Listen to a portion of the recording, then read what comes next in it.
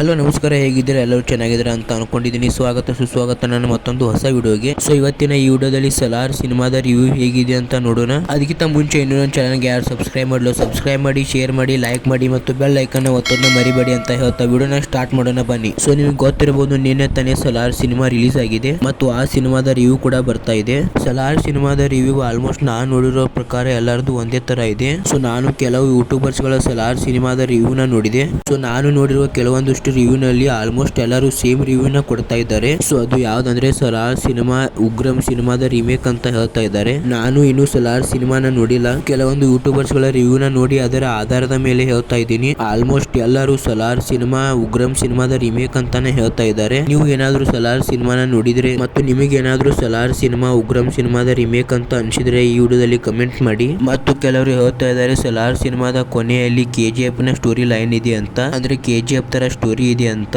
ನೀವು ಸಲಾರ್ ಸಿನಿಮಾನ ನೋಡಿದ್ರೆ ಅಥವಾ ಸಲಾರ್ ಸಿನಿಮಾದ ರಿವ್ಯೂನ ಕೇಳಿದ್ರೆ ಸಲಾರ್ ಸಿನಿಮಾದ ಬಗ್ಗೆ ಏನ್ ಅನ್ಸುತ್ತೆ ಅಂತ ಕಮೆಂಟ್ ಮಾಡಿ. ಮತ್ತು ನಾನು ಕೆಲವು ಯೂಟ್ಯೂಬರ್ಸ್ ಗಳ ಸಲಾರ್ ಸಿನಿಮಾದ ರಿವ್ಯೂನ ನೋಡಿದ್ದೇನೆ.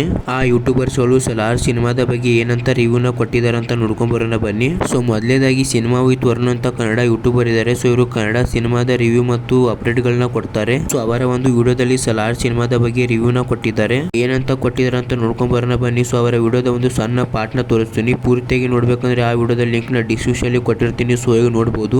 ಪ್ರಶಾಂತ್ ನೀಲ್ ಅವರು ಡೈರೆಕ್ಟ್ ಮಾಡಿರುವಂತಹ ಚಿತ್ರ ಇದು. ಅವರೇ ಹೇಳಿರೋ ಹಾಗೆ ಅವರೇ ಡೈರೆಕ್ಟ್ ಮಾಡಿದಂತಹ ಉಗ್ರಂ ಸಿನಿಮಾದ ಕಾನ್ಫ್ಲಿಕ್ಟ್ ಮೇಲೆ ನಿಂತಿರುವಂತಹ ಕಥೆ.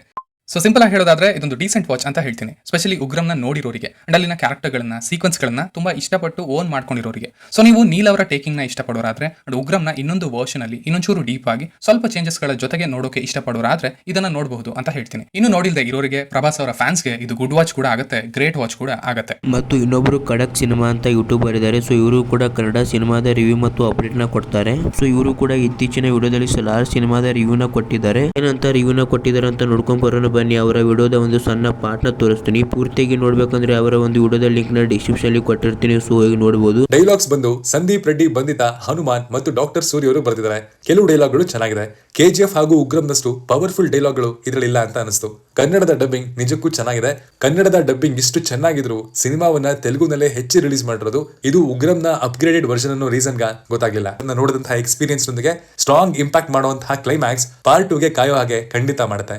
ಸಲಾರ್ ಬಂದು ಉಗ್ರಂನ ಯಥಾವತ್ತು ರೀಮೇಕ್ ಅಂತೂ ಖಂಡಿತ ಅಲ್ಲ. ಸಾಕಷ್ಟು ಚೇಂಜಸ್ ಗಳಿವೆ ಹಾಗೂ ಸಾಕಷ್ಟು ಹೊಸ ಎಕ್ಸೈಟಿಂಗ್ ವಿಷಯಗಳು ಕೂಡ ಇವೆ. ಮತ್ತು ಕೊನೆಯದಾಗಿ ನೇಮ್ ಈಸ್ ಮಧು ಅಂತ ಯೂಟ್ಯೂಬರ್ ಇದ್ದಾರೆ. ಸೊ ಇವರು ಕೂಡ ಕನ್ನಡ ಸಿನಿಮಾದ ರಿವ್ಯೂ ಮತ್ತು ಅಪ್ಡೇಟ್ ನ ಕೊಡ್ತಾರೆ. ಇವರು ಕೂಡ ಇತ್ತೀಚೆಗೆ ಸಲಾರ್ ಸಿನಿಮಾದ ರಿವ್ಯೂನ ಕೊಟ್ಟಿದ್ದಾರೆ. ಏನಂತ ಕೊಟ್ಟಿದ್ದಾರೆ ಅಂದ್ರೆ ಅವರ ವಿಡಿಯೋದ ಒಂದು ಸಣ್ಣ ಪಾರ್ಟ್ ನ ತೋರಿಸ್ತೀನಿ. ಪೂರ್ತಿಯಾಗಿ ನೋಡ್ಬೇಕಂದ್ರೆ ಅವರ ವಿಡಿಯೋದ ಒಂದು ಲಿಂಕ್ ನ ಡಿಸ್ಕ್ರಿಪ್ಷನ್ ಅಲ್ಲಿ ಕೊಟ್ಟಿರ್ತೀನಿ. ಸೊ ಈಗ ನೋಡಬಹುದು. ಕೆಲವೊಂದು ಹೇಳ್ಬೇಕು ಅಂತಂದ್ರೆ ಕೆಲವೊಂದು ಸೀನ್ಗಳಲ್ಲಿ ತುಂಬಾನೇ ಲ್ಯಾಗ್ ಅನ್ನಿಸ್ತು. ಅಫ್ಕೋರ್ಸ್ ಈ ಸಿನಿಮಾ ಇರೋದೇ ನಿಮಗೆ 5 ನಿಮಿಷ ಕಡಿಮೆ, 3 ಅವರ್. ಇಂಟರ್ವಲ್ ಎಲ್ಲ ಸೇರಿ ನೀವು ಮುಗಿಸ್ಕೊಂಡು ಆಚೆ ಬರೋಷ್ಟರಲ್ಲಿ 3 ಅವರ್ಸ್ ಪ್ಲಸ್ ತಗೊಳುತ್ತೆ. ಹೆಚ್ಚು ಕಡಿಮೆ 3 ಗಂಟೆ 10 ನಿಮಿಷ 15 ನಿಮಿಷ. ಆ್ಯಡ್ಸ್ ಅಂತೂ ಎಷ್ಟು ಪ್ಲೇ ಮಾಡ್ತಿದ್ರು ಗುರು.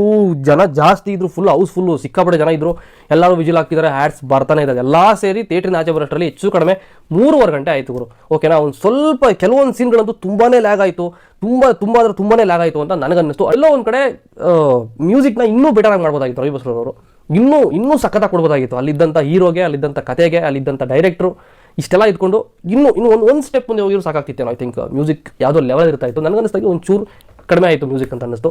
ಸಿನಿಮಾ ನೋಡಿ ನನಗೆ ಏನು ಅನಿಸುತ್ತೋ ನಾನು ಓಪನ್ ಆಗಿ ಹೇಳ್ತೀನಿ. ಓಕೆನಾ. ಪ್ರಭಾಸ್ ಅವ್ರ ಫ್ಯಾನ್ಸ್ ನೀವು ಏನಾದ್ರು ತಿಳ್ಕೊಳ್ರಿ. ಹೀರೋ ಅಂದರೆ ಕೆಲವೊಂದು ಆ್ಯಂಗಲಲ್ಲಿ ಕೆಲವೊಂದು ಫೈಟಿಂಗ್ ಸೀನ್ ಆಗಿರ್ಬೋದು, ಕೆಲವೊಂದು ಅವ್ರು ನಡ್ಕೊಂಡು ಬಂದಾಗಿರ್ಬೋದು ಸಕಲ ಕಾಣಿಸ್ತಾ ಇದ್ರು. ಬಟ್ ಎಲ್ಲೋ ಒಂದು ಕಡೆ ಹೀರೋಯಿಸಮ್ ಅಂದರೆ ಇನ್ನೂ. ಆ್ಯಂಡ್ ಒಂದು ಹೇಳ್ಬಿಡ್ತೀನಿ, ಫಸ್ಟ್ ಹಾಫ್ ಬಂದು ಉಗ್ರಂ ರೆಫರೆನ್ಸ್ ಅಂತ ಅನ್ನಿಸ್ತು ನನಗೆ. ಅನ್ಸೋದೇನು ಕೆಲವೊಂದು ಸೀನ್ಸ್ ನಿಮ್ಮನ್ನ ಅಲ್ಲಿಗೆ ತಗೊಂಡು ಕೂರಿಸುತ್ತೆ. ಓಕೆನಾ.